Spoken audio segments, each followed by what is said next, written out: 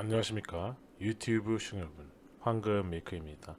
오늘은 다소 좀 정치적인 얘기가 나왔어요.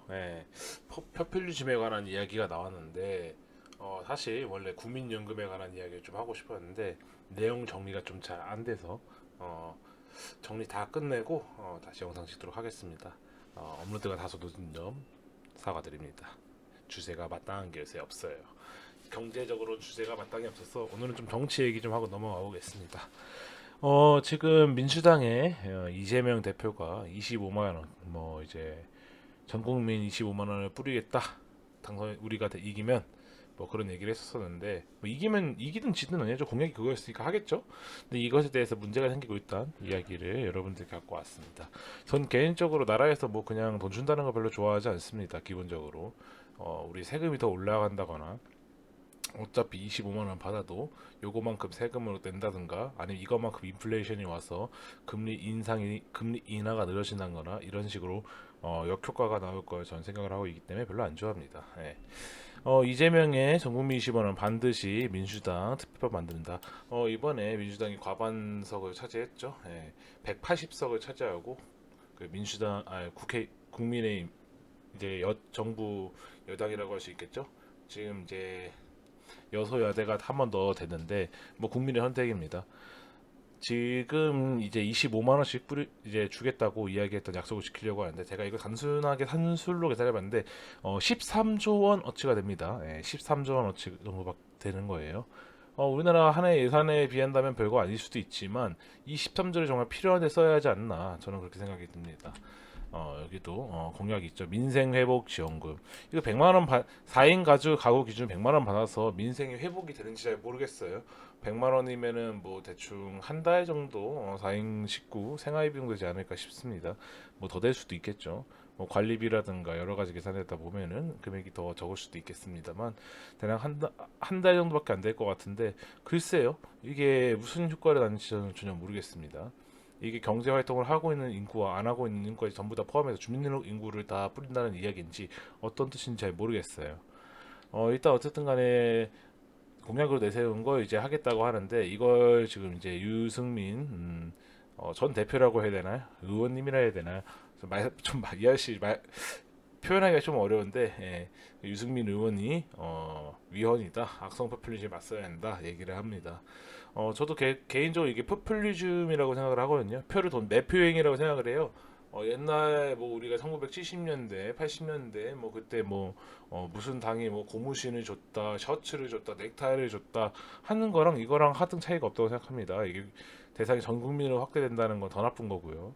13조 원어치나 시장이 풀리면 인플레이션은 무조건 오게 된다. 예. 물론 그 금액 갖고 무슨 인플레이션이냐, 별거 아닌 걸로 트집 잡지 마라. 이 나라 빚이 1,000조가 넘습니다. 네, 코로나 때 그만큼 늘어났고요. 빚이 늘어난 거에 대해서 제가 유튜브에 많이 찍었었죠. 그리고 현 정부 들어서도 늘어나고 있고요. 지금 더 늘리겠다는 이야기는 저는 바라지 않습니다. 왜냐하면 그 빚을 저희 같은 젊은 청년들이 갚아야 되기 때문에 굉장히 안 좋게 보고 있습니다. 뭐 유승민 의원 아저씨가 얘기하시는 거는 이제 뭐 법률적인 얘기가 나오고 위헌이 된다, 뭐 이런 얘기를 하는데, 추경을 하지 않아도 민생 회복적인 논리다. 근데 이제 민주당이 이제 당연히 이제 이분은 보수니까 좋게 얘기할 수 없죠. 근데 이 얘기는 맞는 것 같아요. 정부 편성 예산안에 국회가 내릴 수는 있어도 정부 동의 없이 늘릴 수 없다는 것이 우리 헌법의 원칙이다라고 짚었다. 그러니까 법을 만들고 법을 제시시킬 때 사람들이 위헌 소지가 될 일을 자꾸 만들고 있다. 그에 대해서 강하게 비판을 하는 겁니다. 총선이 끝나자마자 특유의 악성 포퓰리즘으로 나온다. 이재명 대표가 주장해온 기본소득을 기정사실화하는 의도다. 일회성 25만 원이 반복되면 기본소득이 돼가는 것이다. 저도 사실 기본소득이라는 걸 별로 그렇게 좋아하지 않습니다. 저도 평범하게 살고 있는 곳 사람 중에 하나인데요. 뭐 잘 살거나 제가 뭐 중상층에 올라가 있는 사람이 아닙니다. 저는 그냥 평범한 서민이에요. 근데 저 25만 원을 받고 싶지 않고요. 기본소득 받고 싶지 않습니다. 그만큼 물가 똑같이 올라가고요. 이거 심지어 더 안 좋게 물가가 올라가는 겁니다. 시장에 돈이 풀리는데 무분별하게 근로하지 않는 사람, 시장 사회에 움직이지 않는 사람들까지 돈이 다 뿌려지기 때문에 그 돈이 시장에 흘러가면은 다시 또 비트코인 폭풍 오고요. 뭐 이 여건이 난리가 나는 겁니다. 코로나 때도 그렇게 지역은 불에서 난리 났었잖아요. 뭐 주식 시장도 난리 나고요. 뭐 그러면 또 금리 인상해야 되겠죠, 당연히. 예, 집값도 난리 날 거고요. 그런 식으로 또 이게 다 그런 식으로 움직이게 됩니다. 어마무시한 돈이 흘러 들어가기 때문에 여기서 포퓰리즘 뭐 이제 보수 이제 전국민 문재인 정부의 긴급 재난지원금 사례에 보수 야당인 미래통합당이 2배 드리겠다 큰 소리 쳤다. 뭐 보수 쪽에서 말이 안 되는 말이긴 하죠. 예. 이런 얘기를 하는 게 말이 안 맞는 말이었기 때문에 당연히 이제 이분 입장에서는 욕할 수밖에 없죠. 예, 보수 당에서는 그렇게 얘기할 수밖에 없습니다. 저게 잘못됐다고 하는 게 아니라 기본적으로 진보적인 성향을 가진 당과 보수 당이 좀 차이가 있어요. 저는 사실 이 얘기가 더 맞는 것 같아요. 이 아저씨가 얘기한 이제 유전 의원, 전 의원이네 현재 현 국회의원 아니네요. 전 국민 25만 원 지급으로 이제 경제복지 정책 타당하냐 문제가 중요하다. 동일한 현금 지급은 저소득 소비에 진작시키는 효과는 있지만 고소득층으로 갈수록 그 효과가 떨어진다. 통화량이 풀리는 양과 속도가 고물가를 더 자극할 우려도 있다라고 지적했다. 제가 얘기하는 게 이겁니다. 어차피 위로 올라갈수록 25만 원 없어도 삽니다. 그분들은 필요 없는 분들이 더 많아요. 하루 이자만 25만 원씩 늘어나는 분 계세요. 그리고 전 국민이 아니라 필요한 국민들에게 집중해서 드리는 것이 옳다. 돈이 하늘에 떨어지는 것도 아니고 모두 국민 세금이다. 이게 가장 중요합니다. 우리가 내는 세금을 이렇게 쓴다는 거예요.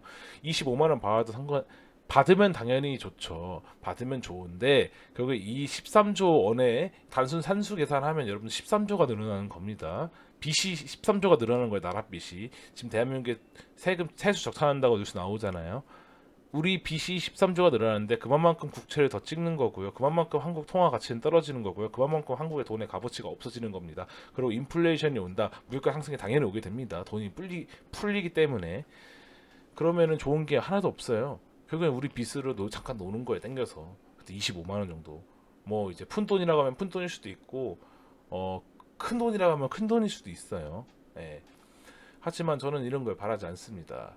기본적으로 열심히 일한 사람한테 돈이 와야지. 뭐 이제 연말정산에서 환급이 들어온다 뭐 그런 거는 내가 이제 열심히 보이는 데에서 돈을 잘 썼으니까 저 돈 쓴 만큼 환급해 주세요. 감안해 주세요. 이러고 세금을 이제 돌려받는 거니까 낸 거를. 그런 건 좀 개념이 상관이 없는데 이런 식으로 그냥 국가에 돈 주는 건 저는 아주 바람직하지 않다 생각합니다. 차라리 힘든 분한테 드리는 게 좋을 것 같습니다. 뭐 제가 저출산 뭐 얘기했던 것처럼 그냥 시에서 운영하는 결혼식장 같은 거 하나 만들어 주세요.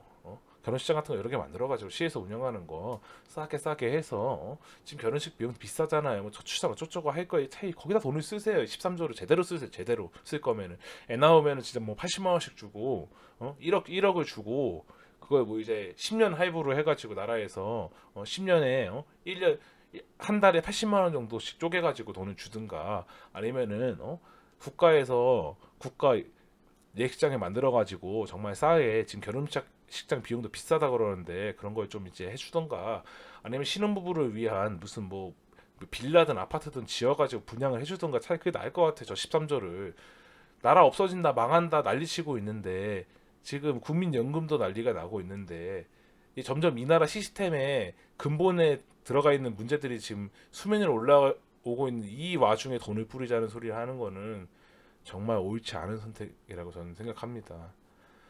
제가 한 줄 평을 오늘 할 말은 투표를 잘해야 사는 게 바뀝니다. 예, 여러분들이 관심을 가지고 신경을 써야 이상한 정치인이 득세하지 않아야 이 나라가 망하지 않습니다. 지금도 망해가고 있죠, 사실. 어, 저런 걸 보면 우리나라가 베네수엘라 따라가나 이 생각을 합니다. 네. 개인적으로 지금 국가 부도가 난 나라들, 포퓰리즘으로 망한 나라들, 공산주의로 나라 망한 나라들 등등등 여러 우리는 세계의 사례를 많이 봤어요. 근데 우리도 똑같이 따라간다면 우리나라도 베네수엘라처럼 가면 되는 겁니다. 네.